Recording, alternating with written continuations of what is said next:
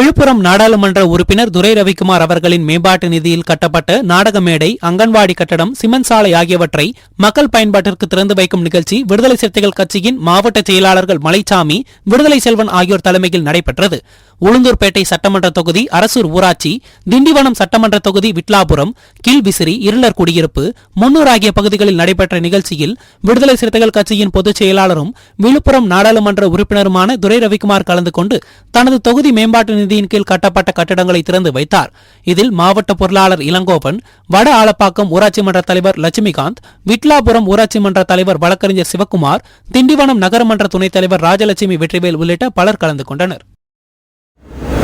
தஞ்சை மாவட்டம் கும்பகோணத்தில் இந்திய மாணவர் சங்கம் சார்பில் மாணவர் சங்க கிளை செயலாளர் கோபிநாத் தலைமையில் அரசு கல்லூரி முன்பு குடியுரிமை திருத்த சட்டத்திற்கு எதிர்ப்பு தெரிவித்து சட்ட நகலை எரித்து ஆர்ப்பாட்டத்தில் ஈடுபட்டனர். இதில் மாவட்ட துணை செயலாளர் பிரதாப் மற்றும் நிர்வாகிகள், பொறுப்பாளர்கள் உள்ளிட்ட ஏராளமானோர் கலந்து கொண்டு ஒன்றிய மதவாத மோடி அரசை கண்டித்தும் குடியுரிமை திருத்த சட்டத்தை திரும்பப் பெற கோரியும் கோஷங்களை எழுப்பினர். இந்திய நாட்டின் இறையாண்மையை எரிக்க நினைக்கும் சட்டத்தை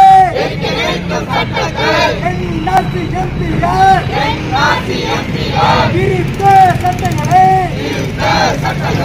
அனுமதியோம் தமிழக அரசு அனுமதிக்காதே இதேபோல் குடியுரிமை திருத்த சட்டத்திற்கு எதிர்ப்பு தெரிவித்து சென்னை சேப்பாக்கத்தில் அமைந்துள்ள மாநில கல்லூரி வளாகத்தில் இந்திய மாணவர் சங்கம் சார்பில் ஆர்ப்பாட்டம் நடைபெற்றது. இந்திய மாணவர் சங்கம் மத்திய சென்னை மாவட்ட தலைவர் அருண் தலைமையில் நடைபெற்ற இந்த ஆர்ப்பாட்டத்தில் ஏராளமானோர் கலந்து கொண்டு குடியுரிமை திருத்த சட்டத்திற்கு எதிர்ப்பு தெரிவித்தும் ஒன்றிய பாஜக அரசை கண்டித்தும் கண்டன கோஷங்களை எழுப்பினர். இந்திய மாணவர் சங்கம் தமிழ்நாடு, இந்தியா முழுக்க இன்றைக்கி இந்த சிஏஏ சட்டத்தை எதிர்த்து தொடர்ச்சியான போராட்டங்களில் முன்னெடுத்திருக்கோம். அதன் ஒரு பகுதியாக இன்றைக்கி சென்னை மாநில கல்லூரியில் இந்த போராட்டன்றது நடந்து கொண்டு இருக்கிறது. இன்றைக்கி இருக்கக்கூடிய மதவாத பிஜேபி அரசாங்கம் தொடர்ச்சியாக மதங்களை வைத்து இந்தியாவில் அரசியல் செஞ்சுட்டு வருது. அதை எதிர்த்தோம். இன்றைக்கி ஒரு மதத்தை பின்பற்றக்கூடிய ஒரு நாடுகளான ஆப்கானிஸ்தான், பாகிஸ்தான், பங்களாதேஷ் நாட்டில் இருக்கக்கூடிய அங்கே இருக்கக்கூடிய மத சிறுபான்மையினர் இந்தியாவிற்கு வரத்துக்கு நாங்கள் குடியுரிமையை நாங்கள் கொடுப்போம், அவங்களுக்கு அதிகாரப்பூர்வமாக கொடுப்போன்னு சொல்ல அதே அரசாங்கம் இன்றைக்கி ஸ்ரீலங்காவில் அதே இந்துக்கள் கஷ்டப்படுறாங்க, அதே சீக்கியர்கள் கஷ்டப்படலாம், அதே தமிழர்கள் கஷ்டப்படுறாங்க. அதே போல் இன்றைக்கி மியான்மரில் இருக்கக்கூடிய சிறுபான்மையினரான சனியா முஸ்லீம்ஸ் கஷ்டப்படுறாங்க. அதே போல் இன்றைக்கி பூட்டான், இந்த மாதிரி பல நாடுகளிலிருந்து இன்றைக்கி இந்தியாவுக்கு குடிபெயரக்கூடிய அதே இந்துக்கள் இருக்காங்க, அதே மத சிறுபான்மையினர் இருக்காங்க. அப்போது அவங்களுக்குலாம் ஏன் இந்த சட்டத்தை அவங்க மாற்ற மாட்டுறாங்க அப்படின்ற ஒரு கோரிக்கையையும், அதே போல் இன்றைக்கி வெறும் ஒரு மதத்தை மட்டும் அவங்க பிளவுபடுத்துறது, இது தொடர்ச்சியாக இந்தியாவில் தொடர்ச்சியாக நடந்துட்டு வருது. இந்த ஒரு மதத்தை மட்டும் வைத்து அரசியல் செய்யக்கூடாது அப்படின்ற கோரிக்கையும், அதே போல் இந்த சிஏஏ சட்டம் 2019 கொண்டு வரப்பட்ட போதே இந்திய மாணவர் சங்கம் தொடர்ச்சியான போராட்டங்களை இந்தியா முழுக்க நடத்திட்டு வந்தது. அதே வழியில் இன்றைக்கி இந்த போராட்டத்தை நேற்று சாயந்தரமே சென்னை பல்கலைக்கழக விடுதியில் இந்த போராட்டத்தை நம்ம இந்திய மாணவர் சங்கம் ஆரம்பிச்சிட்டாங்க. இதை ஒன்றிய அரசு அமல்படுத்தியுள்ள குடியுரிமை சட்டத்திற்கு எதிர்ப்பு தெரிவித்து திருப்பூரில் மனிதநேய ஜனநாயக கட்சியின் சார்பில் ரயில் மறியல் போராட்டம் நடைபெற்றது. மாவட்ட தலைவர் ராஜா முகமது தலைமையில் நடைபெற்ற இந்த போராட்டத்தில் மனிதநேய ஜனநாயக கட்சியினர் ஏராளமானோர் கலந்து கொண்டு ஒன்றிய அரசுக்கு எதிராக கோஷங்கள் எழுப்பியவாறே ஊர்வலமாக வந்தனர். இதனையடுத்து ரயில் நிலையத்திற்குள் உள்ளே செல்ல முயன்றவர்களை காவல்துறையினர் தடுத்து நிறுத்தி கைது செய்தனர். இதனால் காவல்துறையினருக்கும் போராட்டக்காரர்களுக்கும் இடையே சிறிது நேரம் தள்ளுமுள்ளு ஏற்பட்டதால் பரபரப்பு ஏற்பட்டது. நேபாள கிறிஸ்தவர்களையும் சிஏஏவில் உள்ளடக்கு. காந்தி பிறந்த தேசத்தில், புத்தர் பிறந்த தேசத்தில், வள்ளுவர் பிறந்த தேசத்தில் குடியேற விரும்பும் மக்களை பாகுபாடு காட்டாதே, விரட்டி அடிக்காதே. தென்காசி மாவட்டம் சங்கரன் கோவில் மற்றும் சுற்றுவட்டார பகுதிகளில் பணிபுரிந்து வரும் விசைத்தறி தொழிலாளர்கள் கூலி உயர்வு கேட்டு 15 நாட்களாக வேலைநிறுத்த போராட்டத்தில் ஈடுபட்டு வந்தனர். இந்நிலையில் சங்கரன் கோவில் வருவாய் கோட்டாட்சியர் அலுவலகத்தில் சமாதான கூட்டம் நடைபெற்றது. இந்த கூட்டத்தில் தொழிற்சாலையில் பணிபுரியும் விசைத்தறி தொழிலாளர்களுக்கு 10% கூலி உயர்வு வழங்குவது என்றும், வீடு சார்ந்த விசைத்தறி தொழிலில் ஈடுபடும் தொழிலாளர்களுக்கு 16% கூலி உயர்வு தருவது என்றும் முடிவு செய்யப்பட்டது. விசைத்தறி தொழிலாளர்கள் பலகட்ட போராட்டத்தின் அடிப்படையில் கடந்த 2021 போடப்பட்ட விசைத்தறி கூடங்களின் ஒப்பந்தத்தின் அடிப்படையில் எங்களுக்கு தர வேண்டிய 10% கூலி உயர்வு போராட்டம் பலகட்ட பேச்சுவார்த்தை ஈடுபட்டும் கிடைக்கப்பெறாத காரணத்தினால் கடந்த 2024 மார்ச் முதல் வாரத்தில் நாங்கள் வேலைநிறுத்தத்தில் ஈடுபட்டோம். கடந்த 15 நாட்களாக நடைபெற்ற தொடர் வேலைநிறுத்தத்தின் காரணமாக நேற்றைய தினம் சங்கரன்கோவில் வட்டாட்சியர் அலுவலகத்தை முற்றுகையிட்டு காத்திருப்பு போராட்டம் நடத்திய பின்னர் கோட்டாட்சியர் அலுவலகத்தில் நடைபெற்ற பேச்சுவார்த்தையின் அடிப்படையில் 2021 போடப்பட்ட ஒப்பந்தத்தின் அடிப்படையில் ஒப்பந்த தொழிலாளர்களுக்கு வழங்கப்பட வேண்டிய 10% கூலி உயர்வும் அதேபோல நேரடி தொழிலாளர்களுக்கு வழங்கப்பட வேண்டிய 10% கூலி உயர்வும் ஒப்பந்தமானது. அதன் அடிப்படையில் 2024 எங்களது கூலி உயர்வு கோரிக்கையின் அடிப்படையில் ஒப்பந்த தொழிலாளர்களுக்கு 6% கூலி உயர்வும் நேரடி தொழிலாளர்களுக்கு 10% கூலி உயர்வும் நேற்றைய தினம் கோட்டாட்சியர் அலுவலகத்தில் கையெழுத்திடப்பட்டது.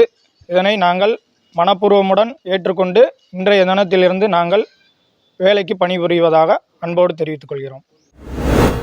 நீலகிரி மாவட்டம் கூடலூர் பகுதி முதுமலை புலிகள் காப்பகம் கேரள வனப்பகுதியை ஒட்டி உள்ளதால் வனவிலங்குகள் அடிக்கடி குடியிருப்பு பகுதிகளில் உலா வருவது வழக்கம். இந்நிலையில் கூடலூர் பாத்திமா மகளிர் கல்லூரி வளாகத்தில் 3 புலிகள் கடந்த 5ஆம் தேதி இரவு வேளையில் நடமாடிய சிசிடிவி காட்சிகள் தற்போது வெளியாகியுள்ளது. பள்ளி வளாகத்தில் புலிகள் நடமாடியது பகுதி பொதுமக்களிடையே அச்சத்தை ஏற்படுத்தியுள்ளது. மேலும் புலிகள் நடமாட்டம் காணப்பட்டதால் பொதுமக்கள் பாதுகாப்பாக இருக்க வனத்துறையினர் அறிவுறுத்தி வருகின்றனர். சிவகங்கை மாவட்டத்தில் உள்ள அனைத்து மகளிர் காவல் நிலையத்தில் புகார் அளிக்க வருபவர்களின் குழந்தைகள் மன அழுத்தத்தில் உள்ளதாக மாவட்ட ஆட்சியருக்கு தகவல் வந்தது. இதனை நிவர்த்தி செய்யும் பொருட்டு மாவட்ட ஆட்சியர் ஆஷா அஜித் அனைத்து மகளிர் காவல் நிலையங்களிலும் பெற்றோர்களுடன் வரும் குழந்தைகளின் மன அழுத்தத்தை மாற்றும் விதமாக சிறுவர் பூங்கா அமைக்க அறிவுறுத்தினார். அதன்படி முதற்கட்டமாக சிவகங்கை திருப்பத்தூர் சாலையில் அமைந்துள்ள அனைத்து மகளிர் காவல் நிலையத்தில் சிறுவர் பூங்கா அமைக்கப்பட்டது. இதனை சிவகங்கை நகர்மன்ற தலைவர் துரை ஆனந்த், காவல்துறை கண்காணிப்பாளர் சிபிசாய், சௌந்தர்யன் ஆகியோர் திறந்து வைத்தனர். இந்நிகழ்ச்சியில் குழந்தைகள் பாதுகாப்பு அலுவலர்கள், காவல்துறையினர் மற்றும் சிவகங்கை நகர்மன்ற உறுப்பினர்கள் கலந்து கொண்டனர். திருச்சி சென்னை தேசிய நெடுஞ்சாலையில் பொன்மலை ஜி கார்னர் பகுதியில் உள்ள ரயில்வே மேம்பாலத்தின் ஒரு பகுதி கடந்த ஜனவரி மாதம் 12ஆம் தேதி பழுது ஏற்பட்டது. இதனால் போக்குவரத்து தடை செய்யப்பட்டு போக்குவரத்தில் மாற்றம் செய்யப்பட்டு அந்த பாலத்தின் அருகிலேயே உள்ள மற்றொரு பாலத்தின் வழியாக போக்குவரத்தானது திருப்பிவிடப்பட்டது. இதனைத் தொடர்ந்து கடந்த 2 மாத காலமாக நெடுஞ்சாலைத்துறையினரால் பாலம் சீரமைப்பு பணிகள் நடைபெற்று வந்தது. இந்நிலையில் பணிகள் நிறைவடைந்ததை அடுத்து பாலம் இன்று திறக்கப்பட்டது. இந்த பாலத்தை மக்கள் பயன்பாட்டிற்காக நகராட்சி நிர்வாகத்துறை அமைச்சர் KN நேரு மற்றும் பள்ளி கல்வித்துறை அமைச்சர் அன்பில் மகேஷ் பொய்யாமொழி ஆகியோர் திறந்து வைத்தனர். கள்ளக்குறிச்சி மாவட்டம் உளுந்தூர்பேட்டை மற்றும் அதனைச் சுற்றியுள்ள 50க்கும் மேற்பட்ட கிராமங்களைச் சேர்ந்த சுமார் 5000க்கும் மேற்பட்ட மாணவ மாணவிகள் அரசு மற்றும் தனியார் கல்லூரிகளில் படிப்பதற்காக விருத்தாச்சலம் சென்று வருகின்றனர். இவர்கள் செல்லும் நேரத்திற்கு போதிய பேருந்து வசதி இல்லாததால் குறிப்பிட்ட ஒரு சில பேருந்துகளில் மாணவர்கள் நூற்றுக்கணக்கானோர் ஒரே நேரத்தில் பயணிக்க வேண்டிய நிலை இருந்து வருகிறது. இந்நிலையில் இன்று உளுந்தூர்பேட்டையில் இருந்து விருத்தாச்சலம் நோக்கி சென்ற அரசு பேருந்து ஒன்றில் சுமார் 200க்கும் மேற்பட்ட மாணவ மாணவிகள் படியில் தொங்கியபடியும் ஜன்னல் கம்பியை பிடித்து உயிருக்கு ஆபத்தான நிலையில் தொங்கியவாறும் பயணம் செய்யும் நிலை ஏற்பட்டது. இது தொடர்பான வீடியோ காட்சி தற்போது வெளியாகி சமூக வலைதளங்களில் வைரலாகி வருகிறது. கடலூர் மாவட்டம் விருத்தாச்சலம் பாலக்கரை ரவுண்டனாவில் அதிக அளவில் மக்கள் கூடும் இடத்தில் 2 இளைஞர்கள் மதுபோதையில் ஒருவருக்கொருவர் சட்டையை பிடித்துக் கொண்டு சண்டையிட்டு அலப்பறை செய்தனர். இதனால் அவ்வழியாக வந்த வாகன ஓட்டிகள் கடும் அச்சத்துடனே கடந்து சென்றனர். இறுதியில் அப்பகுதியில் இருந்த ஆட்டோ ஓட்டுநர்கள் 2 இளைஞர்களையும் அதட்டி போக சொன்னதால் கலைந்து சென்றனர். இதனால் அப்பகுதியில் சுமார் அரை மணி நேரமாக பரபரப்பு ஏற்பட்டது. திருச்சி மாவட்டம் தொட்டியம் ஊராட்சி ஒன்றியம் அகரஹாரம் பகுதியில் கடந்த 1 வார காலமாக காவிரி குடிநீர் வழங்கப்படவில்லை என கூறப்படுகிறது. இதுகுறித்து காவிரி குடிநீர் கேட்டு ஊராட்சி மன்ற தலைவர் மற்றும் சம்பந்தப்பட்ட துறை அலுவலர்களிடம் தகவல் தெரிவித்தும் உரிய நடவடிக்கை எடுக்காததால் அப்பகுதி மக்கள் சுமார் 50க்கும் மேற்பட்டோர் காலி குடங்களுடன் மணமேடு பவித்திரம் பிரதான சாலையில் அலக்கரை பேருந்து நிறுத்தம் பகுதியில் சாலை மறியல் போராட்டத்தில் ஈடுபட்டனர். இதனையடுத்து தகவல் அறிந்து சம்பவ இடத்திற்கு சென்ற தொட்டியம் போலீசார் மறியலில் ஈடுபட்ட பொதுமக்களிடம் பேச்சுவார்த்தை நடத்தி விரைவில் குடிநீர் வழங்குவதற்கான நடவடிக்கை எடுக்கப்படும் என கூறியதன் பேரில் பொதுமக்கள் கலைந்து சென்றனர். இந்த சாலை மறியல் போராட்டத்தால் மணமேடு பவித்திரம் சாலையில் போக்குவரத்து பாதிக்கப்பட்டது. மதுரை மாவட்ட ஆட்சியர் அலுவலக கூட்டரங்கில் அனைத்து துறை அலுவலர்களுடன் மாவட்ட வளர்ச்சி திட்டப் பணிகள் குறித்து ஆய்வுக் கூட்டம் நடைபெற்றது. பொதுப்பணித்துறை அரசு முதன்மை செயலாளர் சந்திரமோகன் தலைமையில் நடைபெற்ற இந்த கூட்டத்தில் மாவட்ட ஆட்சியர் சங்கீதா, மாநகராட்சி ஆணையாளர் தினேஷ்குமார், கூடுதல் ஆட்சியர் மோனிகா ராணா மற்றும் அனைத்து துறை முதன்மை அலுவலர்கள் கலந்து கொண்டனர். தேனி மாவட்டம் கம்பம் பேருந்து நிலையத்திலிருந்து திருவண்ணாமலை மற்றும் கட்டப்பனைக்கு பேருந்துகள் இயக்க வேண்டும் என்று பொதுமக்கள் கோரிக்கை விடுத்தனர். அதன் பேரில் கம்பம் சட்டமன்ற உறுப்பினர் ராமகிருஷ்ணன் இரு வழித்தடங்களிலும் பேருந்து சேவையை தொடங்கி வைத்தார். மேலும் பொதுமக்களுக்கு இனிப்புகள் வழங்கி பேருந்தில் பயணம் செய்தார். தருமபுரி மாவட்டம் ஒகேனக்கல் பகுதியில் உள்ள அரசியல் கட்சி பிரமுகர்கள் மூலம் பரிசில் இயக்க தெரியாத இளைஞர்கள் பரிசில் ஓட்டுவதற்கு உரிமம் பெற்றுத் தருவதாக கூறி பணம் வசூலித்தும் கட்சி மேலிட பொறுப்பாளர்களாக உள்ளவர்களை வைத்து அதிகாரிகளுக்கு அழுத்தம் கொடுப்பதாகவும் அதிகாரிகள் குற்றம் சாட்டுகின்றனர். இதனை அறிந்த பரிசல் ஓட்டும் தொழிலாளர்கள் ஊராட்சி ஒன்றிய அலுவலகத்தை முற்றுகையிட்டு அதிகாரியிடம் புதிதாக வழங்கப்படும் பரிசல் ஓட்டுநர் உரிமத்தை வழங்க வேண்டாம் என்று கோரிக்கை விடுத்தனர். பரிசல் ஓட்டிகளின் கோரிக்கையை ஏற்ற ஊராட்சி ஒன்றிய அலுவலர் கிருஷ்ணன் மாவட்ட ஆட்சியரின் உத்தரவு இல்லாமல் யாருக்கும் பரிசல் ஓட்டும் உரிமம் வழங்கப்படாது என வாக்குறுதி அளித்ததை தொடர்ந்து பரிசல் ஓட்டிகள் கலைந்து சென்றனர். நம்ம ஒகேனக்கல்ல இப்போ இந்த காலகட்டம் வரைக்கும் ஒரு 400க்கு மேலே போட்டு ஓட்டுற தொழிலாளர்கள் நாங்கள் போட்டு தொழில் செஞ்சு ஏற்றிருக்கோம். ஆனால் போட்டு ஒகேனக்கல் மாமரத்து கடையிலிருந்து தொம்பச்சிக்கல் செல்கிற வழியில் பரிசீலிக்கக்கூடிய பாதை மிக குறுகிய அளவில் அந்த அமைஞ்சிருக்கு. அந்த பாதையில் இன்னைக்கு இருக்கிற காலகட்டத்தில் ஒரு பர்சலுக்கு பின்னாடி ஒரு பர்சலை போயிட்டு இயக்குறோம். அது ஒரு கொஞ்சம் கூட்டம் அதிகமாகிடுச்சுன்னா மணிக்கணக்கில் வரிச்சீர் அடிப்படைக்கார ஒன்றுக்கு பின்னாடி ஒன்று மணிக்கணக்கில் காசு இருந்து ஓட்டு போயிட்டு கீழே இறக்குறோம். ஆனால் 1 மணி நேரம் படகு சவாரி முடிக்க வேண்டிய இடத்துல 2 மணி நேரம் ஆகக்கூடிய நிலை ஏற்படுது. அப்போ அந்த வெயிட்டை பர்சலோட்ட தொழிலாளியை சுமந்துட்டு மணிக்கணக்கில் நிற்கக்கூடிய நிலை இருக்குது. இப்படியாப்பட்ட நிலையில் இன்னைக்கு இருக்கிற காலகட்டத்தினுடைய வருவாய் மிக மிக குறைஞ்சிருச்சு. ஆனால் இங்கே மக்கள் அந்த வாழ்வாதாரத்தை நம்பி அங்கே 400 பேருக்கு மேலே தொழில் செஞ்சுருக்காங்க. இந்த நிலையில் இப்போ புதிதாக லைசன்ஸு ஒரு 100 பேருக்கு மேலே விண்ணப்பம் கொடுத்துருக்காங்க. அந்த விண்ணப்பத்தின் அடிப்படையில் லைசன்ஸ் கொடுக்குற மாதிரி எங்களுக்கு செய்தி வந்துச்சு. அதனால் அந்த செய்தியை வந்ததுனால அதை கேட்டு நாங்கள் அந்த புதிய லைசன்ஸ் யாருக்கும் தரக்கூடாது, அந்த லைசன்ஸ் கொடுத்தா மக்களுடைய இருக்கிற பழைய உரிமையாளர்களுடைய வாழ்வாதாரம் பாதிக்கும். இந்த நிலையில் மீண்டும் 100 பேருக்கு லைசன்ஸ் கொடுத்தா பரிசல் இயக்கிறதுக்கு இல்லாமல் போக்குவரத்துக்கு மிகப்பெரிய இடையூறு ஏற்படும். அதனால் புதிய லைசன்ஸ் கொடுக்கக்கூடாது, அதை தடை செய்யணும் அப்படின்ற எங்களுடைய கோரிக்கையை இன்னைக்கு மனுவாக வச்சு ஊரக வளர்ச்சி அலுவலகத்தில் கொடுத்துருக்குறோம். ஊரக வளர்ச்சித்துறை ஐயா அவர்களும் உங்கள் தொழிலாளர்களை எந்த விதத்திலையும் வாழ்வாதாரம் பாதிக்காது உங்களுடைய நிலையை கருதி அதிக லைசன்ஸை எண்ணிக்கையை நாங்கள் அதிகரிக்க மாட்டோம். அப்படி உங்களுக்கு லைசன்ஸ் புதுசாக ஆட்கள் தேவைப்படுதுன்னா உங்களோட நாங்கள் கலந்து கொடுக்கலாமா வேணாம்ட்டு ஆய்வு பண்ணி பிறகு முடிவெடுப்பேன் எங்களுக்கு உறுதி கொடுத்துருக்கிறாரு. இதுதான் இன்னைக்கு நீங்கள் நடந்துருக்குங்க. தூத்துக்குடி மாவட்டம் சாத்தான்குளத்தைச் சேர்ந்தவர் செல்லையா. இவர் அதே பகுதியில் கூலி வேலை செய்து வருகிறார். இவருடைய மனைவி இறந்த நிலையில் மகனுடன் வசித்து வரும் இவர் இரவு நேரங்களில் சாத்தான்குளம் அருகே உள்ள கரையடி கோவில் வளாகத்தில் தூங்குவதை வழக்கமாக கொண்டுள்ளார். இந்த நிலையில் இரவு வழக்கம் போல் கரையடி கோவில் வளாகத்தில் படுத்து தூங்கிக் கொண்டிருந்த போது செல்லையாவை மர்ம நபர்கள் கழுத்தை அறுத்து கொலை செய்துவிட்டு அவரது உடலை கோவில் வெளியே போட்டுச் சென்றுள்ளனர். பின்னர் காலை அந்த வழியாக வந்தவர்கள் செல்லையா கொலை செய்யப்பட்டு கிடப்பதைக் கண்டு அதிர்ச்சி அடைந்து இதுகுறித்து சாத்தான்குளம் காவல்துறையினருக்கு தகவல் தெரிவித்தனர். இதையடுத்து சம்பவ இடத்திற்கு விரைந்து வந்த போலீசார் அவரது உடலை கைப்பற்றி பிரேத பரிசோதனைக்காக சாத்தான்குளம் அரசு மருத்துவமனைக்கு அனுப்பி வைத்தனர். மேலும் இந்த சம்பவம் குறித்து வழக்கு பதிவு செய்து விசாரணை மேற்கொண்டு வருகின்றனர். கள்ளக்குறிச்சி மாவட்டம் உளுந்தூர்பேட்டை அருகே உள்ள பாலி கிராமத்திலிருந்து தேசிய நெடுஞ்சாலை வரை உள்ள தார் சாலை கடந்த 15 ஆண்டுகளுக்கு முன்பு போடப்பட்டுள்ளது. தற்போது இந்த சாலை முழுவதுமாக பழுதடைந்து குண்டும் குழியுமாக சிதிலமடைந்துள்ளது. இதனால் பள்ளி செல்லும் மாணவ மாணவிகள், வேலைக்கு செல்வோர், மருத்துவமனைக்கு செல்வோர் மிகுந்த சிரமத்திற்கு உள்ளாகியுள்ளனர். எனவே பொதுமக்கள் நலன் கருதி இந்த தார் சாலையை சீரமைத்து தர வேண்டும் என அப்பகுதி மக்கள் கோரிக்கை விடுத்துள்ளனர். திருவள்ளூர் மாவட்டம் மதுரவாயல் சட்டமன்ற தொகுதிக்கு உட்பட்ட பல்வேறு இடங்களில் பாராளுமன்ற உறுப்பினர் நிதி, சட்டமன்ற உறுப்பினர் தொகுதி மேம்பாடு நிதி மற்றும் தன்னார்வ தொண்டு நிறுவன நிதி மூலமாக ரூபாய் 4.34 கோடி மதிப்பீட்டில் புதிதாக கூடுதல் 2 பள்ளி கட்டடம் மற்றும் நவீன கழிப்பறை வசதி, அங்கன்வாடி மையம், உடற்பயிற்சி கூடம் ஆகியவை கட்டி முடிந்து திறக்கப்பட்டது. இதனைத் தொடர்ந்து பல்வேறு பகுதிகளில் சாலைகள், மழைநீர் கால்வாய்கள் அமைக்க பூமி பூஜை போடப்பட்டது. இதில் நாடாளுமன்ற உறுப்பினர் TR பாலு மற்றும் மதுரவாயல் சட்டமன்ற உறுப்பினர் காரம்பாக்கம் கணபதி கலந்து கொண்டு புதிய கட்டடங்களை ரிப்பன் வெட்டி திறந்து வைத்தனர். பின்னர் கால்வாய் பணிகள் மற்றும் புதிய சாலை அமைக்கும் பணியினை துவக்கி வைத்தனர்.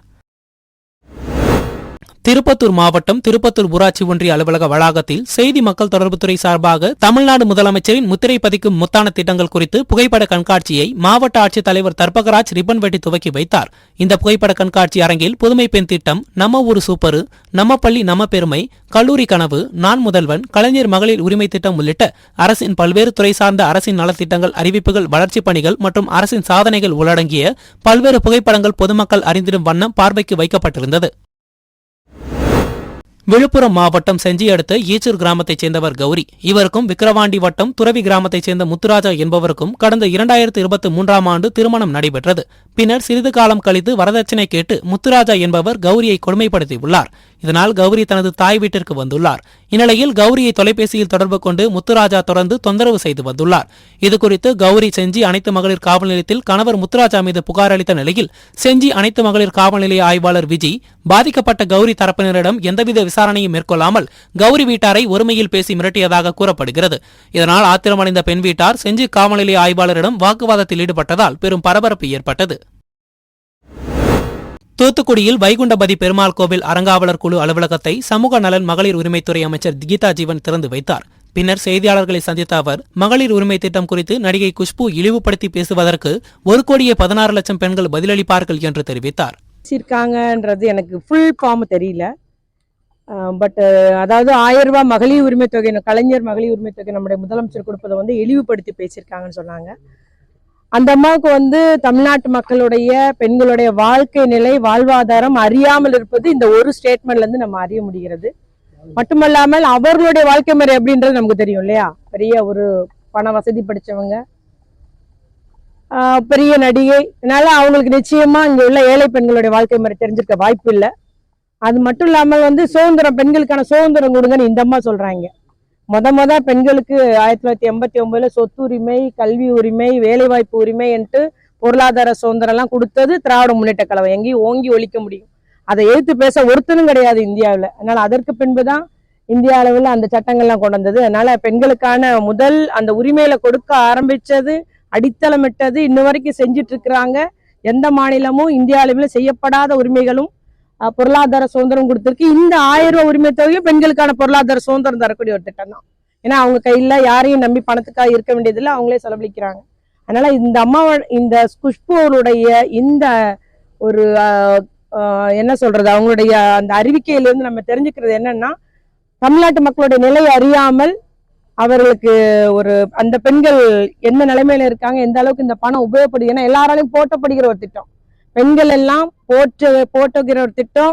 வராத பெண்கள், ஒரு சில விடுபட்டவங்க கூட எங்களுக்கு வேணும்ன்ற மாதிரி உரிமையோட கேட்டு பெறுகிற ஒரு திட்டமா இருக்கிறது இந்த அம்மா இழிவுபடுத்தி பேசுகிறது. அதுக்கு இந்த 1,16,00,000 பெண்கள் அதுக்கு பதில் சொல்லுவாங்க. வேற வார்த்தை நான் சொல்ல விரும்பல. தென்காசி அருகே ஆயிரப்பேரி பண்ணை தெருவைச் சேர்ந்தவர் மாரியப்பன். ஆட்டோ ஓட்டுநரான இவர் கடந்த 2012ஆம் ஆண்டு வீரசிகாமணியில் சவாரியை முடித்துவிட்டு ஆட்டோவில் தென்காசி நோக்கி வந்து கொண்டிருந்துள்ளார். அப்போது சிவராமப்பேட்டை அருகே பேருந்துக்காக காத்திருந்த அம்மன் கோவில் தெருவைச் சேர்ந்த துரை என்பவர் ஆட்டோவை நிறுத்த கோரியுள்ளார். ஆனால் மாரியப்பன் ஆட்டோவை நிறுத்தாமல் சென்றதால் கோபமடைந்த துரை தன் கையில் இருந்த கல்லை கொண்டு மாரியப்பனை தாக்கியதில் கட்டுப்பாட்டை இழந்த ஆட்டோ சாலையில் கவிழ்ந்து விபத்துக்குள்ளானது. இந்த விபத்தில் ஆட்டோ முழுவதும் சேதமடைந்த நிலையில் மாரியப்பனும் பலத்த காயமடைந்தார். இதுகுறித்து ஆயக்குடி போலீசார் வழக்கு பதிந்து துரையை கைது செய்தனர். இந்த வழக்கு தென்காசி மாவட்ட கூடுதல் அமர்வு நீதிமன்றத்தில் நடைபெற்று வந்த நிலையில் ஆட்டோவை சேதப்படுத்திய துரைக்கு 1 வருடம் கடுங்காவல் தண்டனையும் 3000 அபராதமும் விதித்து நீதிமன்றம் உத்தரவிட்டது. சிவகங்கை மாவட்டம் தேவக்கோட்டை திருப்பத்தூர் ரோடு கிராம வங்கி எதிர்ப்புறம் வசித்து வருபவர் செல்வபாண்டியன். இவர்களது மகன் திலகானந்த். இவர் இருசக்கர வாகனத்தில் தேவக்கோட்டையிலிருந்து ராம்நகரை நோக்கி அதிவேகமாக சென்றுள்ளார். அப்போது கட்டுப்பாட்டை இழந்த வாகனம் சாலையோரம் உள்ள மரத்தின் மீது மோதி விபத்துக்குள்ளானது. இதில் பலத்த காயமடைந்த திலகானந்த் சம்பவ இடத்திலேயே உயிரிழந்தார். பின்னர் இதுகுறித்து தகவல் அறிந்து வந்த தேவக்கோட்டை காவல்துறையினர் இறந்தவரின் உடலை மீட்டு உடற்கூறு ஆய்விற்காக தேவக்கோட்டை அரசு மருத்துவமனைக்கு அனுப்பி வைத்து சம்பவம் குறித்து விசாரணை மேற்கொண்டு வருகின்றனர்.